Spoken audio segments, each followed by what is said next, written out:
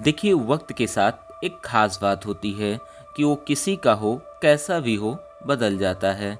किसने सोचा था कि कई दशकों तक क्रिकेट पर राज करने वाली वेस्टइंडीज टीम का ऐसा समय भी आएगा कि वो वर्ल्ड कप की मेन ग्रुप में भी पहुंचने को तरस जाएंगे।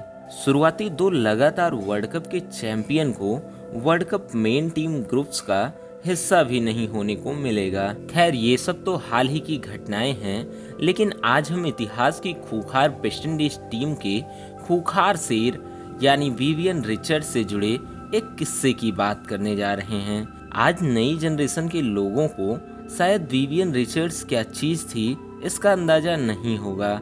अपने समय का या फिर कहें अब तक का सबसे खतरनाक खिलाड़ी, ऊपर से दबंगई इतनी कि 140 से 150 किलोमीटर पर आवर की गेंद फेंकने वाले गेंदबाजों के सामने भी बंदे ने कभी हेलमेट नहीं पहना, और खौफ इस कदर का कि किसी खिलाड़ी की जरूरत नहीं हुआ करती थी कि वो उन्हें स्लेज कर दे, क्योंकि ऐसा करना "आ बैल मुझे मार" कहावत को सही सिद्ध करना होता। लेकिन हमारे पड़ोसी पाकिस्तान वालों को कहाँ फर्क पड़ना है। पाकिस्तान का और स्लेजिंग का तो हमेशा से ही चोली दामन का रिश्ता रहा है।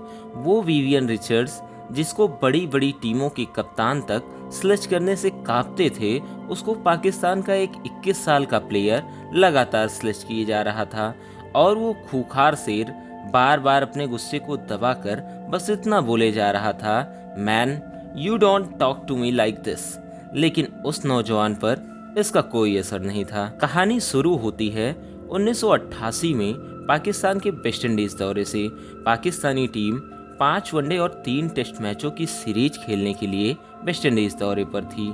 पाकिस्तान के कप्तान होते हैं इमरान खान, जो कि 1987 में इंटरनेशनल क्रिकेट से संन्यास लेने के एक साल बाद 1988 में फिर से अपना संन्यास वापस ले लेते हैं और वेस्टइंडीज दौरे के साथ कप्तान के रूप में फिर से वापसी करते हैं। और इधर वेस्टइंडीज के कप्तान होते हैं विवियन रिचर्ड्स। लेकिन जैसे जैसे सीरीज नजदीक आती है, ये पता चलता है कि विवियन रिचर्ड्स इंजरी के कारण वनडे सीरीज में नहीं खेलेंगे, और टेस्ट सीरीज खेलने पर भी सस्पेंस है।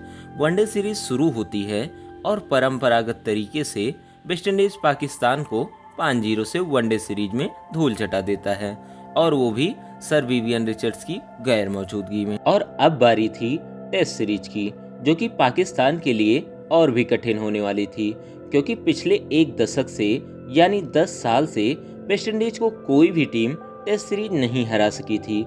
और यहाँ तो खेल उसके अपने घर पर था, जहाँ वो पिछले 25 साल से कोई टेस्ट सीरीज नहीं हारा था। लेकिन क्रिकेट को यूं ही नहीं अनिश्चितताओं का खेल कहा जाता है।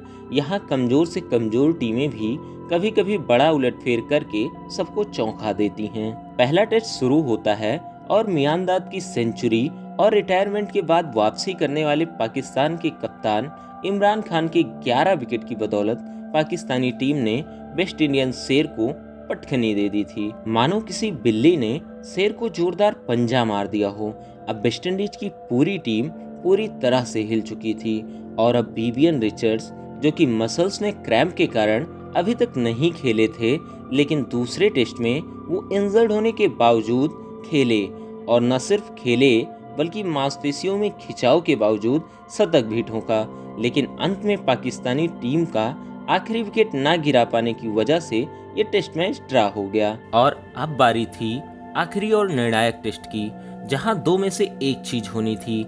यहाँ या तो विश्व क्रिकेट में पाकिस्तान की टीम खुद को स्थापित करती, या फिर शेर अपने सिंहासन पर कायम रहते।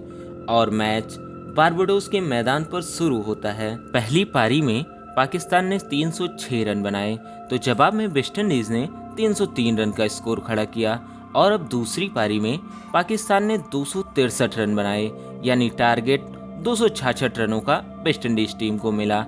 और अब वेस्टइंडीज का स्कोर 84 पर 4 हो चुका था।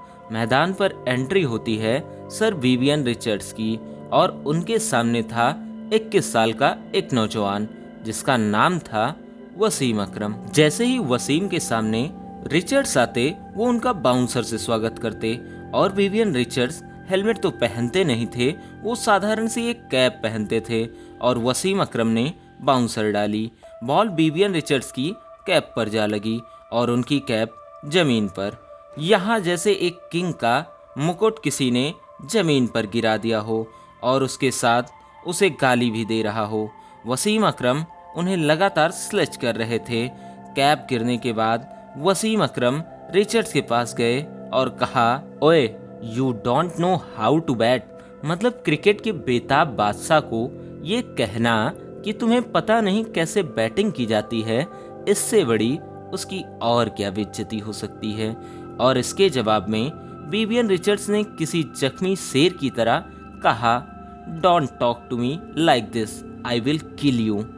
अब अकरम को रिचर्ड्स की अंग्रेजी कुछ ज्यादा समझ तो नहीं आई, लेकिन किल शब्द जरूर उनके जहन में रह गया और फिर वो पूरी तरह डर गए थे कि ये डोले सोले वाला इंसान और मैं सिंगल पसली कुछ कर ना दे। वो भागते हुए कप्तान इमरान खान के पास गए और उनसे कहा, ये मुझे मारने की बात कर रहा है। इस पर इमरान ने कहा, मैं तुम्हारे साथ हूँ और बाउंसर करो। अकरम ने विवियन रिचर्ड्स को फिर बाउंसर की और एक बार फिर उनकी कैप जमीन पर गिर गई और अकरम ने फिर स्लेच किया। और इसके बाद अकरम ने चौथे दिन की आखिरी गेंद पर रिचर्ड्स को आउट भी कर दिया। अकरम ने उन्हें फिर स्लेच किया और रिचर्ड्स उनके पास थूक कर पवेलियन चले गए। दिन का खेल खत्म हो चुका था। सब अपने ड्रेसिंग रूम में जा चुके थे। वसीम अकरम ड्रेसिंग रूम में पहुंचकर अपने स्पाइक्स उतार रहे थे। इतने में रूम अटेंडेंट उनके पास आता है और कहता है कि रूम के बाहर कोई आपका इंतजार कर रहा है। और वसीम अकरम ने बाहर झांक कर देखा तो विवियन रिचर्ड्स रूम के बाहर बिना शर्ट पहने गुस्से में खड़े थे। उन्हें देखते ही वसीम अकरम अंदर की ओर भागे और अब उन्हें मैदान पर विवियन की वो धमकी याद आ रही थी। और फिर वसीम भागकर इमरान के पास गए। उन्होंने कहा, कैप्टन साहब वो बाहर ही खड़ा है, मुझे मार देगा, प्लीज उससे बात कीजिए। इस पर इमरान ने अपना पल्ला साफ साफ झाड़ते हुए कहा कि तुम्हारी लड़ाई है, तुम खुद लड़ो। इसके बाद वसीम अकरम को कुछ नहीं सूझा और वो सीधा विवियन रिचर्ड्स के पास गए और उनके पैर पकड़ लिए और कहा, सॉरी, आगे से अब कभी भी ऐसा नहीं होगा। इस पर रिचर्ड्स ने कहा, अगर तुमने ये दोबारा किया तो मैं तुम्हें जिंदा भी नहीं छोड़ूंगा। सुनने में तो ये विवियन रिचर्ड्स की एक खोखली सी धमकी ही लगती है, लेकिन इसका खौफ इतना था कि इसके बाद जब जब वसीम अकरम के सामने विवियन रिचर्ड्स आए, उनकी कभी हिम्मत नहीं हुई कि वो उन्हें कुछ कह सकें। आशा करते हैं आपको ये वीडियो पसंद आया होगा। चलिए इसी के साथ वीडियो को यहीं पर खत्म करते हैं। जय हिंद।